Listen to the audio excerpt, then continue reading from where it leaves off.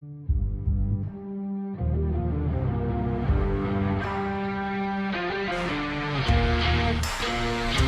back to another episode of Hot Takes and High Stakes, brought to you by Press Coverage Media. We're your hosts, Austin and Taylor. Today we're continuing on our division conversations with the AFC East and kind of breaking down their schedule, drafts, departures. Yeah, like you said, let's jump into the Jets. I think we're a little overdue on getting this podcast out, so let's get rolling. We'll want to say this is the kind of the funnest one once we started diving into it, because when you look at it, you have the lowly Jets, who's the worst team in probably NFL history. And on the other side, you have the Patriots, who are probably one of the best teams in NFL history. It's kind of fun that you have both sides there. Yeah, super exciting division, actually. I was the same way. I was like, ugh, I don't really want to do this division, but yeah, I ended up having a lot of fun digging some of this up. So let's jump into the draft first, give our little in-house draft grades, bird's eye view, obviously. Here's a list. Number 1, they took David Bailey. I think this is a phenomenal selection, but, there'll be controversy forever about passing Arvil Reese, but I think that was a great pick for them. I'm a big fan of anyone coming off that Texas Tech defensive front. I think he had a great year last year, and I think it's exactly what the Patriots needed. I think that really gives them some great depth. What did everyone hate on David Bailey for? I didn't understand the hate on him going number 2. I thought he was very excellent all throughout the season. I thought he had production where he needed it. I didn't know what the hate was for. Yeah, and if you remember early draft talk, like it was David Bailey first, and then Arvil Reese kind of came up into that higher categories. Yeah, as you were mentioning, I'm not really sure why there's so much controversy around taking David Bailey. I think he's a great prospect, 6'3", 251 pounds, and early in the draft, he was just as high as Arvil Reese. I don't understand why controversy around it, but yeah, I'm really happy with that pick. I think that complements his team really well, and is being compared to Will Anderson Jr., so that's never a bad thing. Do you think it has to do with him coming from Texas Tech opposed to an SEC or a Big Ten school? Probably, now that you say that. But Texas Tech has shown that they're going to be a powerhouse. Yeah, I mean, they're definitely up there in the Big 12, that's for sure. But I thought that he was better overall in college than Arvil Reese. I truly do. I feel like Arvil Reese had more help on the defense. Look how many people Texas Tech had go in the first round opposed to Ohio State. Certainly stood out to me, and Ohio State's just a great school to, like, where you see tons of NFL talent come from, and I understand that, but yeah, Texas Tech they're taking their recruiting and their NIL very seriously. I agree. I mean, I would be shocked to see if David Bailey wouldn't be one of the greatest college players ever if he had Sonny Styles playing linebacker behind him. Also, another first-round pick they had. I know you were really big on this guy, so I'll let you start. Kenyon Sadiq. Give me your thoughts out of Oregon. This kid was a dominant athletic freak at the combine. I think he really jumped on everyone's radar, just going through and dominating everything he did, including the 4.39 40, which at his speed and that size is 6'3", 241. That is insane. I do feel like, though, the first round's a little bit of a reach. The kid is very athletic, but I feel like they needed more help on the offensive line than they did as tight end. But that's just me critiquing a little bit. Yeah, and especially taking him, first round, like you're saying, he's going to be a little bit of a developmental player. I think he will be a great NFL player, but yeah, certainly going to be in the developmental category. Kyle Pitts 2.0? No. I mean, Kyle Pitts was the last athletic freak that went early in the first round, too. One thing to highlight, since you had to go there, I wasn't going to bring this up, but right there, if you look right in the article from ESPN, Kenyon Sadiq dropped 6 passes last season. That's tied for the most amongst FBS tight ends. So a little concerning there. That is a little Pitts-esque. So I don't want to see another Kyle Pitts. I want to see somebody live up to the hype that Kyle Pitts had. So we spend way too much time on this podcast talking about Kyle Pitts. So let's migrate away from that. All right, so let's go into their second round draft pick real quick here. There we go. Well, excuse me, go later first. They had 3 first. That's right. I forgot. That's Omar And Cooper did go in the end. yeah, so if I'm drafting right now as a Jet, I'm taking Omar Cooper long before Kenyon Sadiq. I'm really big on Omar Cooper. I think he's phenomenal, and I think you're going to see a giant influx of these Indiana players making their way into the NFL. The thing that I like about it that stood out to me was he was a 4-year player at Indiana, and I love that because 'cause we're not seeing that anymore, and this is Mhm. someone that knows that if you buy into the system and you continue to develop and everyone buys into what that coach is building, you can win a championship, and that's the kind of mentality that they're going to need at the Jets. They certainly need a lot more help than just one wide receiver, but I think that's a good mental outlook to bring into the program. Like I said, I mean, the offensive line is the only thing that really kind of concerns me. They've always had pretty strong defense. They just haven't had the strongest coach on there. At least on the backfield, they haven't had been the strongest. But But Geno Smith doesn't concern you? I feel like that's going to be the downfall of that offense this year. I really do. I think that Brees Hall, excellent. You have Garrett Wilson on the outside to help along Amari Cooper develop, which would be awesome 1-2 punch. Kenyon Sadiq, once he finally gets developed, that will be awesome. Quarterback has been and will always be the downfall of this team. Yeah, and they've got a great team to build around, and so I think that's obviously their play. They're going to go get a quarterback this year. I don't see them winning a ton of games, but they certainly have some talent, and if Geno can have, like, a late Seattle season for himself, I think they could be somewhat competitive. I don't think they're gonna be just a wash like they normally are, so be interesting to see what happens for sure. I mean, I do like what they did on defense this free agency, though. They got a ton of defensive help, so it should at least maybe get an interception this year. That would be cool. A full season with, an interception would be normal for a defense. I don't know what the fuck happened last year, but it would be nice to see them actually be competitive again. I mean, the late 2009 Jets was a fun team to watch with Rex Ryan at the helm. I love the Rex Ryan Jets. I really did. That was a fun time. It was with Might the be one of Darrell my favorite Revis. Hard Knock seasons as well. Yes. Rex Ryan just belongs on a camera. Big foot fetish guy though. Big foot fetish guy. A little odd. Seems to be getting a thing for those size men. It seems to be their thing. They always bring that up on Barstool with him, and he doesn't shy away from it. So Man respect. He's likes some earning it. toes. Big toes a guy. All right, jump into their second round pick, D'Angelo Pons, another Indiana guy, just a phenomenal corner. Obviously, he's on the small side, but this dude's just an absolute player. Like he knows how to go find the ball. I think as he develops in the NFL, I think he has the ability to play on the outside, but I think you're going to see him be a more of a slot corner, kind of play a hybrid role. I think he can mix in with a bunch of different packages that they have.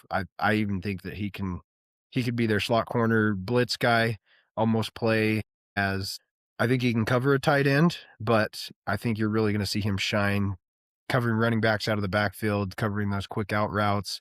Anything in the slot, I think he's gonna be phenomenal. I think that he's really going to have to step up this year too.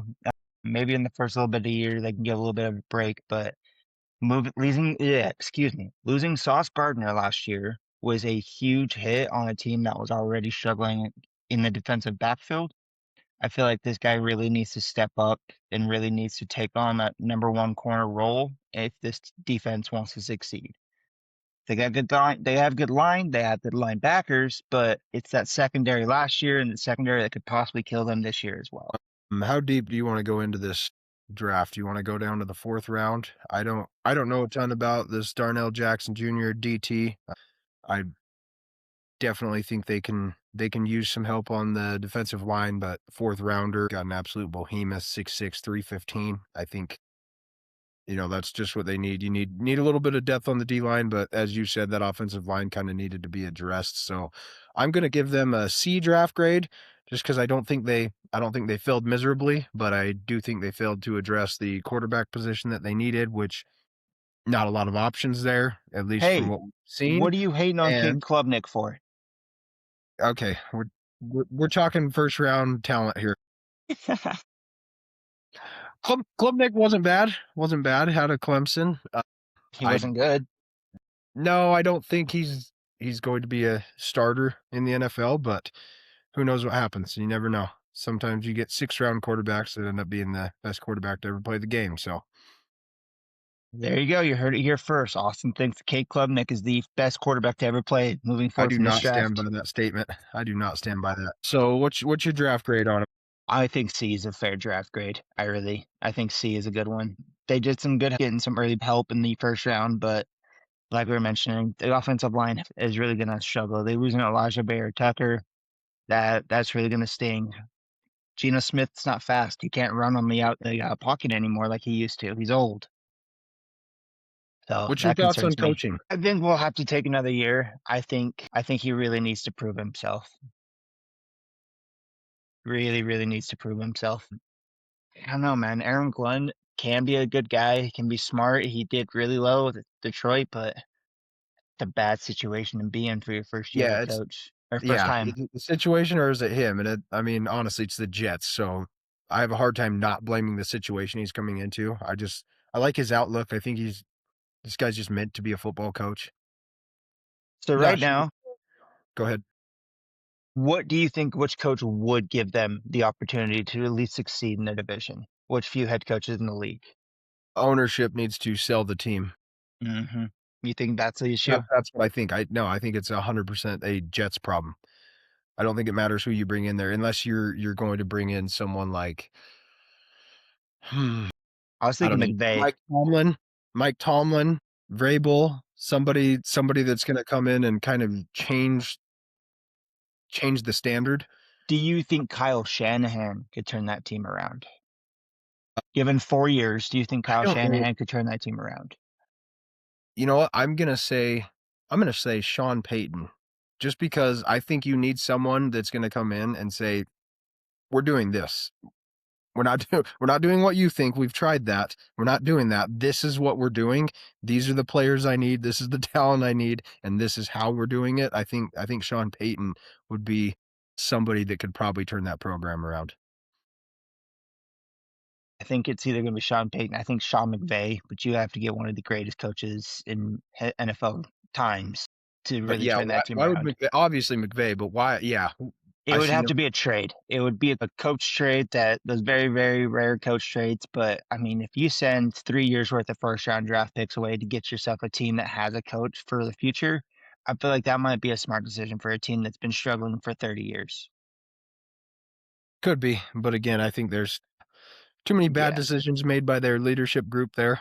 I think ownership needs to stay out of the football operations, and they need to get a football guy and allow him to make the decisions to influence that team.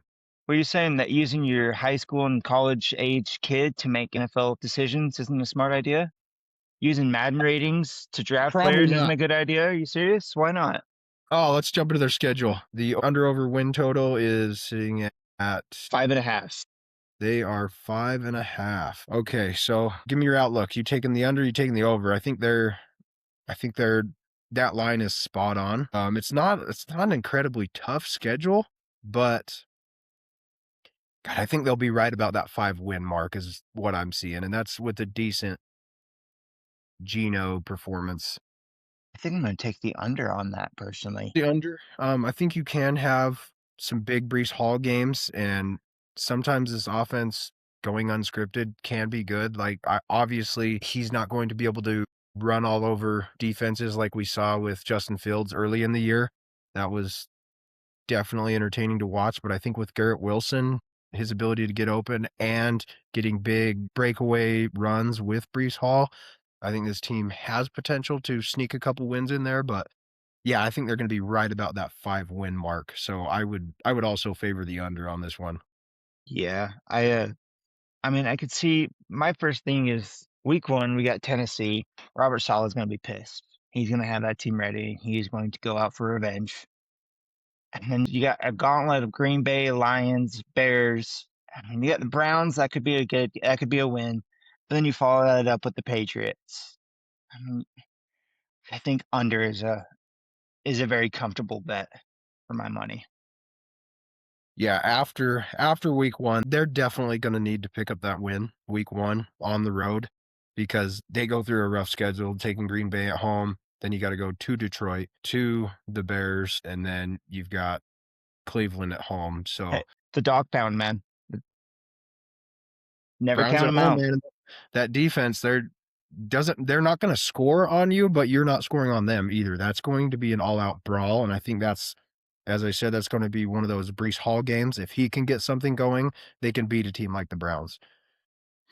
Yeah, I hope you're right, but I don't think their offensive line is going to give him too much favors, and I don't think the quarterback is going to give him too much favors. I think that's going to put too much weight on Brees Hall, who has shown that he's slowly decreased as he's slightly gotten older every year. All righty, let's jump into our next team. We have the Miami Dolphins with their new head coach, Jeff Hafley. How you feeling about this team before we dive into them? I'm pretty excited, actually. I think there's all the potential in the world. I'm excited to see what Jeff Hafley can do and the energy that he's bringing. He's all about instilling a winning culture in this team. Mm-hmm. And I'm unfortunately for the Packers, they lost probably the best NFL backup in the league, but super excited for this guy to get his chance because he's ready to be a starter in the NFL. I'm super excited to see Malik Willis have an entire season. Obviously, that team has a lot of issues, really concerned with their depth at wide receiver. Obviously, they're going to have to rely really heavily on that run game, but with a playmaker like Malik Willis, I think they can have some potential to get some wins this season. So let's jump into it. Jumping into the draft first, go ahead and give me your take on first round. Ooh, Caden Proctor. I think this kid is a dominant player, can be a force to be reckoned with in this league. Plus, there was a couple times last year Alabama threw him the ball in the backfield, and watching that dude run some guys over was one of the funnest times ever to watch. I love a big man with the football. The offensive tackles are too tall. 6'7". I mean, my God, we're gonna have Wimbenyana out there here pretty quick. 6'7". That is an absolute gargantuan of a man. I feel like you kind of have to nowadays with the way the NFL's been progressing, though, with all this speed coming off the edge. You have to get those long arms to give you that extra half step because you don't have enough quick enough feet to get back with all these edge rushers being able to get the jump off like they have. The Micah Parsons, the Aiden Hutchinsons, all these dudes with that quick get off.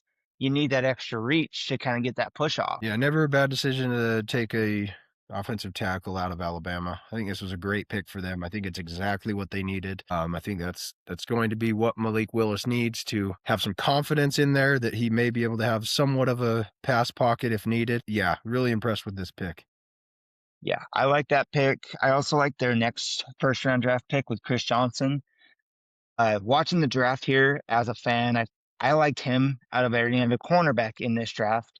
I thought he had great speed, great hands, great instincts, and being able to come out of San Diego State and still make it into the first round, that says something. This kid going to a big program, he probably would have been a Heisman, would have been up there in the early first round if he would have been in a bigger school. That's my question. Has he seen the talent level? Is he going to be able to adapt? Do you see him being a first year starter, or do you think he'll trickle in maybe second or third year? What are I your think thoughts he'll on be a first year starter. He's coming in with a great defensive back head coach now with Jeff Hafley, who completely transformed the Packers secondary in the few years he was the defense coordinator there. The dude's got great technique knowledge. He's all about the teaching, and it's going to be great for this kid to have such a smart person there to give him the ropes and kind of teach him along and help him learn an NFL system because he's got the talent, he's got the speed. I think it's all going to be a mental aspect on whether or not he makes it in this league or not. jumping into the second round? Jacob Rodriguez. This was one of my favorite linebackers Yes. to come out of this draft. Linebacker class was just absolutely incredible this year. Really was. I'm excited to see him involved in this defense. Nothing but good things to say about him. Just a great physical guy, phenomenal athlete. I think he's going to be a great fit on this defense. Future leader, 100% future leader, team captain for a reason. This kid is all about the team, and you need that. I really like this draft. I really do. I know more we dig into this, I think they did an awesome job on this draft this year. Uh, Not much more to be said about him. We'll see how it pans out, but yeah, just a great fit on this defense. Great coverage guy, great run stuffer, hardcore linebacker. Love this dude. Another Texas Tech guy, Caleb Douglas, wide receiver. Big playmaker. I think him and Malik Willis can establish some chemistry. Like I said, I was really concerned with the depth they have at wide receiver, and I think this is a great addition to that team. Just loving the buzz around this team, the excitement just feels like a new, fresh start for these guys, and I'm super excited to watch the Dolphins play this year. Yeah, I think with the addition of Caleb Douglas and then Chris Bell later on in round 3, I really think that they have some potential, but I think Malik Willis needs some targets, some consistency targets on the outside. We don't have a tight end that's really coming back. We don't have any receivers that are coming back. Malik Washington is our most experienced receiver on the outside, and that's concerning. But I think they have the ability if Malik Willis can play to his strengths, a lot of running, a lot of that deep pass routes. I think that Dolphins could definitely do well. I'm gonna give their draft grade probably a B plus, maybe an A minus. Yeah, I would almost move them I know this is just draft grade, but considering everything, if you just look at what does their team need, I think, yeah, right there in that A minus, B plus range, they brought in exactly what their team needed. Bringing in Malik Willis, I think was an absolute genius move. And going and taking 3 third-round picks, that's a great draft. Drafted exactly what their team needs, and I'm excited to watch it. They got some great players going into this. Let's jump ahead into their schedule now. Yeah, win total for the season sitting at 4.5. We So pull up before this we delve into the schedule, I'm just gonna start off by if it 4.5, I'm immediately taking the over. Just based off I'm the draft hype and the free agency hype right now, I'm immediately taking the over. I'm jumping in over as well. Haven't even looked at the schedule real closely, but they go at the Raiders, at San Fran. So I think they definitely have the ability to go 1-1 right there. Chiefs, it's going to be tough. It's an even year. There's, Is Christian McCaffrey gonna make it the full season? He only makes it every other year. I doubted him last season. I was a big hater on everyone that was so high on him, and he proved that he can just be absolutely abused for an entire season. Stayed healthy, good for him. Buddy is another year older, so we'll see what happens. I think after their bye week is when they really I think they can take this bye week, take everything they've learned from those games, and just absolutely make a run in the second half of the schedule. I mean, obviously, Patriots are going to be tough, Colts are gonna be tough, Bills will be tough, but I think everyone else in there, I think you can catch them slipping, and people are going to overlook the Dolphins, and I think they're going to sneak a win out here against one of these big teams, like maybe the Bears, I think maybe maybe even the maybe Packers as well. Patriots. Yeah, they are going to Lambeau. That makes me a little nervous, but, these overlooked teams, and you got someone like Malik Willis that knows the Packers defense through and through. Yeah, it'll be interesting to see, but as far as getting 5 wins, I think they can do it. I do Absolutely, too. they can do I it. mean, we're playing the Chiefs before Mahomes realistically plays. Like, if we're being Should honest be. here, Mahomes should be on PUP if they're handling this smart. This is your franchise guy. You need to give him time to recover from this ACL injury that he had.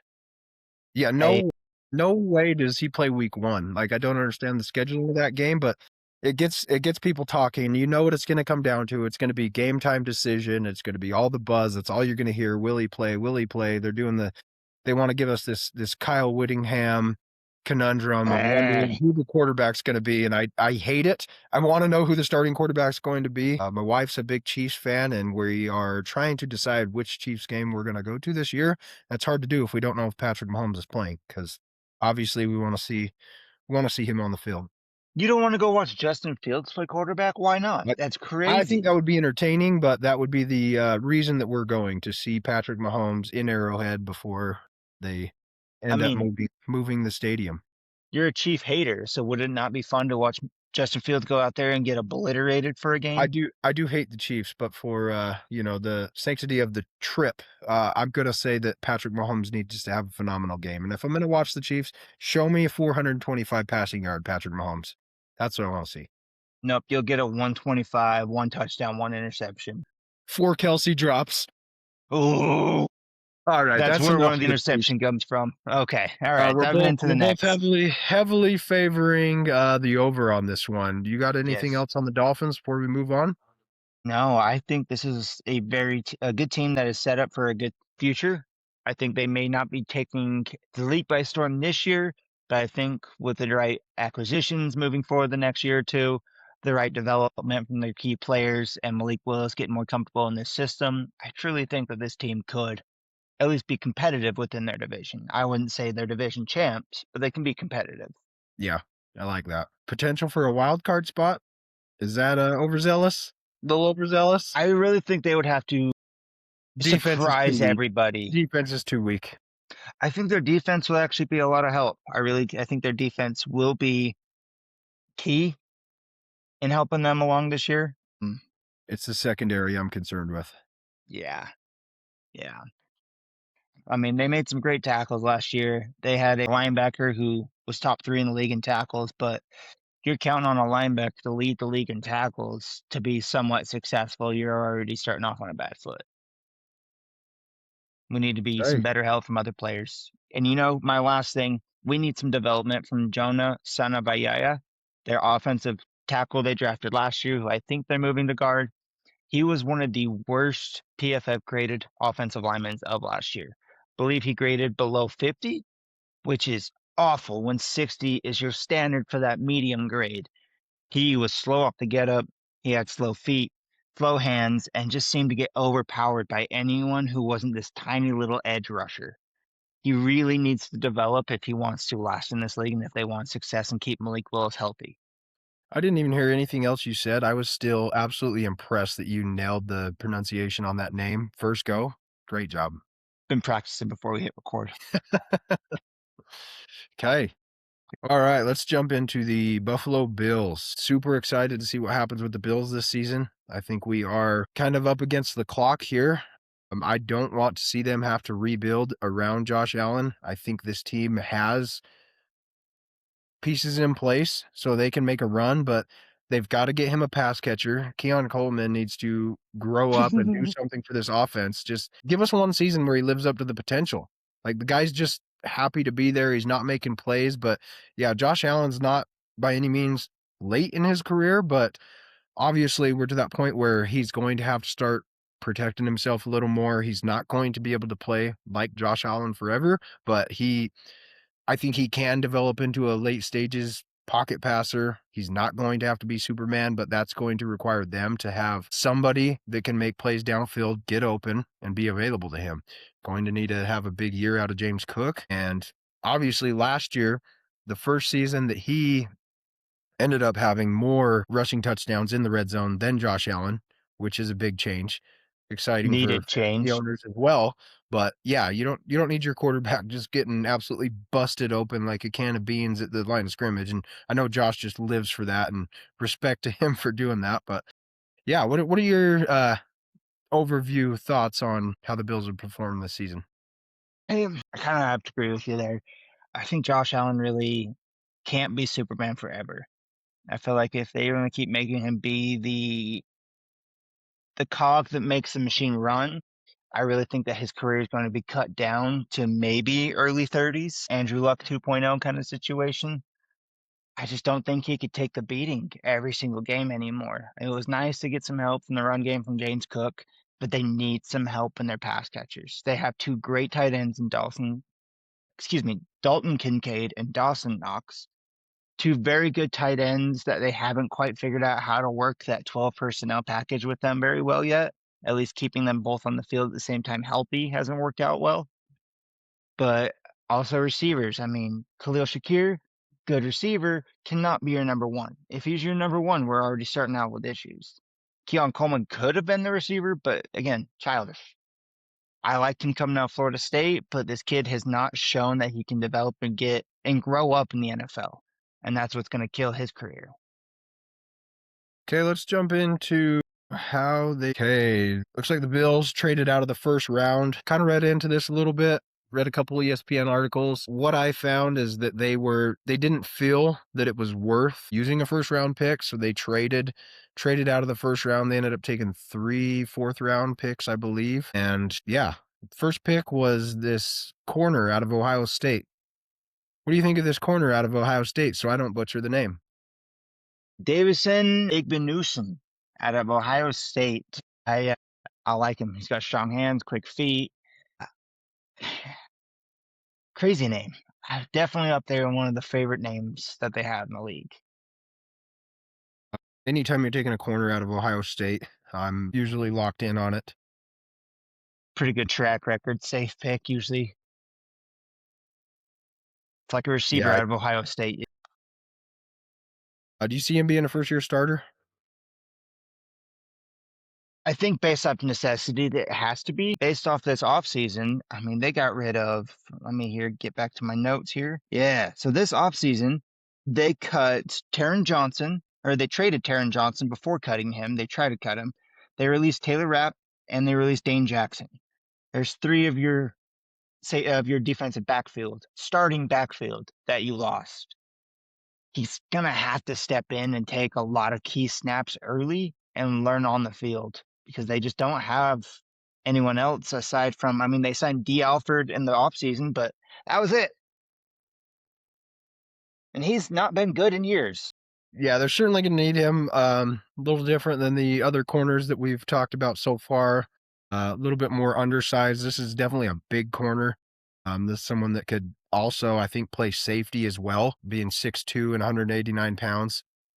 Super quick, real good lockdown corner, but yeah, I'm excited to see him make his way to the field. They're definitely gonna be weak in the secondary, so hopefully he can step up and make a big play. I really hope that Maxwell, their first round draft pick from last year, can stay healthy. He he's got some speed, bro. Some good speed. He's got that dog mentality, that underdog mentality his whole life, and that's dangerous for a corner. If he can really take over and be healthy, that kid can really do something. So, jumping into the 4th round now, didn't have a 3rd round pick. They traded out. I'm not gonna lie to you, I don't know anything about an offensive tackle out of Boston College, but obviously they need help on the offensive line, so hopefully they scouted this guy strong and hopefully he can help them out on that offensive front, at least give them a little bit of depth if needed. But hearing a lot of good things about this Skylar Bell, wide receiver out of UConn. I didn't hear a lot of buzz about him, but diving into this team, he's actually pretty impressive. I don't know how many people follow UConn football, but 833 yards last season, second in FBS. I think he's going to be a great fit in this offense.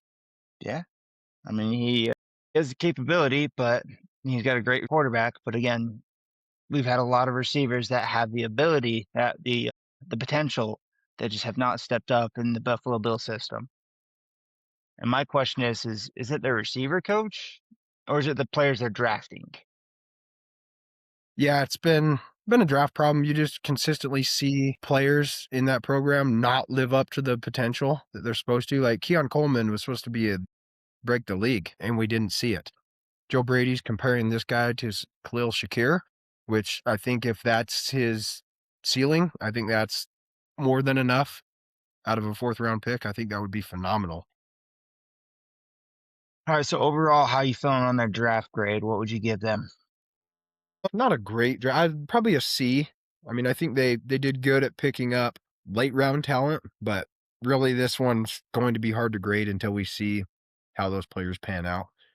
I uh, I think I they think addressed TJ their needs. Parker was the best one that they had. Yeah, decent pick, but yeah, everything else is late round. We're gonna have to see how they develop.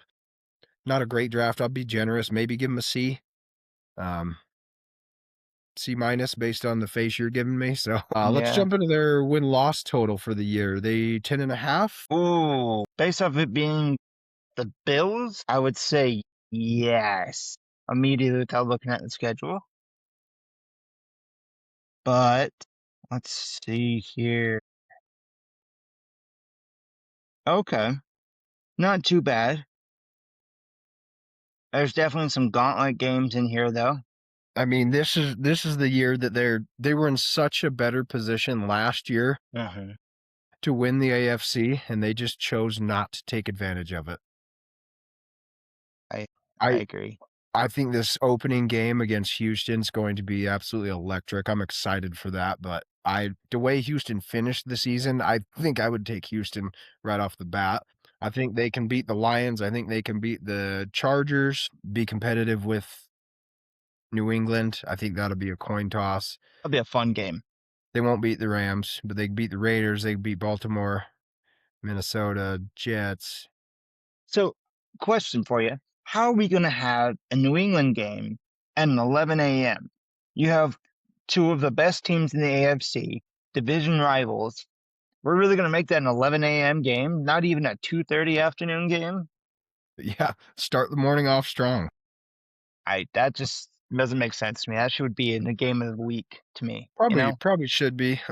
You know what? I'm looking through this schedule. Unless they really surprise me, I'm going to say under.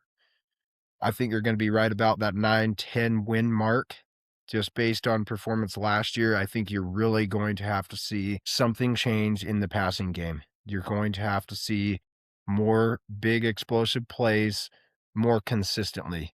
Stop making Josh Allen be a hero in these Superman moments that he has to have. Yeah, I think I would be favoring the under 10.5 wins on this. Yeah, I think 10, it'd probably be a good amount. 10 to 11 would be my thought. Just to kind of fade you, I'm going to say over. And that's just strictly to fade you, that is. But That yeah, I think potential's that line is definitely right there. where it needs to be. Yeah. I mean, the end of the year, it's pretty easy. I mean, we'll have Chicago. Who knows on where Caleb Williams will be in his development at that point, if he gets better or worse. Denver, who knows if Bo Nix's ankle is going to be available, healthy at that point, and then Miami and the Jets, which we know Miami are going to be strong. We just talked about, but I mean, it's a decent end of the schedule. I feel like they can muster up some wins, couple there. But yeah, Yep, I that think is if 10. Josh Allen's still healthy at that point in the season. I think coaching wise, you're still in the same situation you were. I don't really think we're gonna see anything different. I've already done my rants about the firing of McDermott. I don't really think they achieved much, but we'll see what Joe Brady can do. Yeah, he he's got some good pieces, but I feel like they kind of just found a scapegoat in that like previous head coach and Sean McDermott, and I don't feel like it was fair. But at the same time, the man was talking about Nazis and all of his all of his talks to his team, talking about working like Nazis. So can understand. Okay, any final thoughts on the Bills? Mm, no, the only thing I see, Christian Bedford was a great corner last year. I think that he has the potential to really hold down that often the outside that is for the team. Maxwell Harrison could step up. I really think it's going to depend on the receiver development. Again, just like last year. I feel like until they get a better receiver core and a more consistent receiver core, I feel like that team is just going to be bound for dogfights every week. And those cakewalks that the team like this caliber should have. All right, so let's jump into New England Patriots, wrap everything up. Super Bowl appearance, quarterback with a very attractive wife who is a great baker on the TikTok, and then you have a head coach who's just smashing reporters. What? Oh, it threw me off. I didn't know that's where we were going. Yeah, I mean, all what a that great aside, time. after that Super Bowl ass beating that the team just sat through, I hope this team comes out with some fire and realizes what they need to do. I don't think they were the best team in the AFC to make it to the Super Bowl. Obviously, they did what needed to be done to get themselves there, but yeah, they still got a lot of work to do. But Drake May's potential is just untapped, and I think he's going to continue to get better. Really excited to see the season that he's going to have this year. Jumping into the draft, this was the second Utah offensive lineman taken in the first round. Caleb Lomu, great tackle. Watched him all season at Utah. Just phenomenal in pass protection. And I think that's exactly what they're going to need. Uh, Sounds like he's not even going to be a starter right off the bat, but he'll add a lot of depth behind Morgan Moses and Will Campbell. Will Campbell, we know, is a little prone to injury, so we'll see how he fits in. I think they'd move him inside to guard, personally. I mean, he does have a little bit shorter arms and what was it, 33 and 3/8? Yeah, 33 and 3/8 arm length. It's a little short. I mean, I know arm length's kind of been a discussion in the NFL lately, but I think he'd be a great interior guard. Maybe even, I don't know about center, but I think guard with what they have right now. Because they did also sign Elijah Vera Tucker as well. Yeah, and I'm no offensive line expert, but I feel like that's would be a much better place to learn in the league is to start these potential tackles off in the guard position if your roster allows it. Learn that interior pass protection, learn that interior pocket protection, and it a little easier to run block from the guard position as well. So I would can't disagree with that. It'll be interesting to see how he fits in. But yeah, I think that's a great take, moving him in to get him some experience. But yeah, good first round pick for sure based on team need. Oh yeah. Gabe Ooh, Jackass, Jackass. edge rusher out of Illinois. Illinois was fun program to watch this year. Obviously, again, not a big program school there, but I think this guy should see the field immediately or at least be in rotation. It'll be excited to see him get after the quarterback, especially with this schedule they're coming into. I think he can definitely be an asset as we get down the stretch later in the year. Yeah, What are I your mean, thoughts on Mr. so Jackass? Mr. Jackass. I thought he was a great edge rusher. He really sits in a good position though, coming in behind Draymond Jones and Harold Landry. Kind of split time with Braden Swinson, last year's draft pick out of LSU, who has the ability and had some good plays last year. Made some good tackles, good sacks, good pressures. I really think that he has the ability to slowly step in, which would be perfect. And Draymond Jones has not shown that he can play a full season healthy this season or throughout a season yet. So I feel like that would be a great opportunity to get some late season snap count in on a young guy and get that development going when they need it, especially for a playoff push. Yeah, and I don't have any interest in talking beyond their third round draft choice here. Eli Reardon, tight end out of Notre Dame, had a great season last year. Um, Pretty sure is this the guy very prone to injury? Is he the one that Yeah, had tore his multiple ACL in ACL 21. tears? Yeah, Yep. yeah, retore it. So that's certainly concerning. Hmm. Advances in modern medicine, though. Who knows? Maybe he can have a long career, but that certainly concerns me. But I would like to see them have a dynamic tight end to pair with Drake May. I don't think we're going to see that this year, but I think as he develops later on here within the next 2 to 3 years, I think that'll be a great addition to this team. Yeah. I mean, like you said, if he can stay healthy, he's going to be the big kicker there. But with a couple of ACL injuries, it's kind of hard to come back from something like that. That kind of sticks with you for your life on that. Maybe they'll have a great blocker. And great blocking tight ends needed nowadays NFL. I'm going to be right in that same C C plus, B minus. realm. Yeah. Yeah, I think they picked up good talent, but Hmm. I'd Lomo falling to probably them helped. All right. Before we jump into the schedule, looking at that 9.5 line, how do you feel about it? So before we jump into the schedule and the 9.5 line, I wanted to go Motherfucker. over one quick thing. I feel like they had a good free agency with the addition of Romeo Dobbs. I mean, they lost Stephon Diggs. They lost Garrett Bradbury. They lost Austin Hooper. They lost Chris Tonga. But I mean, they felt like they got some great picks with Romeo Dobbs, Draymond Jones, Kevin Byard, Gilliam, Reggie Gilliam, a fullback. Great blocking fullback. Great blocking. Speaking of Romeo Dobbs, it's gonna his helmet's gonna look substantially smaller, being silver, rather than this giant yellow block of cheese that's just. I don't think it will. I think it's just going to be as big silver as anything. It's I still think gonna be as big as it was. It'd be my interesting boy to see. needs some new Guardian Cap styles because then he Really, takes dude, that it's thing so bad, off with the afro. especially on his body type. It just does not look right. And I mean, when you drop every pass that hits you in the hands and your head's that fucking big, Yeah. Stone hands Dobbs. But hey, he'll make this incredible double covered, contested, one handed catch when you need him to over a third down. But wide open, 10 yards away, no, that shit's getting thrown down to the ground. all right, you gonna kick me in the balls again, or before we jump into the schedule, you want to give me your thoughts on this 9.5 line win total for the season? I mean, based off of them being just back from Super Bowl, the Super Bowl hangover is a possible thing. And that's kind of what's kind of sticking in the back of my head when I'm thinking of this win total. I wonder if that's why it seems so low to me. Because they're not Hopefully, they even, have that mentality that we haven't won shit yet, because that's exactly what they need. Yes, I agree, because I think that's gonna be the big kicker. It's just kinda shocking to me that the Bills have a higher win total when I feel like they had a worse situation in free agency and a worse situation in the draft. Patriots coming off Super Bowl, and they have a lower win total. All right. Jumping into this first game at Seattle. I don't think they can win that game. But then again, you want to talk about Super Bowl hangover. If anyone should have it, should be Seattle. Yeah, no, I agree there. That's gonna be a fun week 1 game.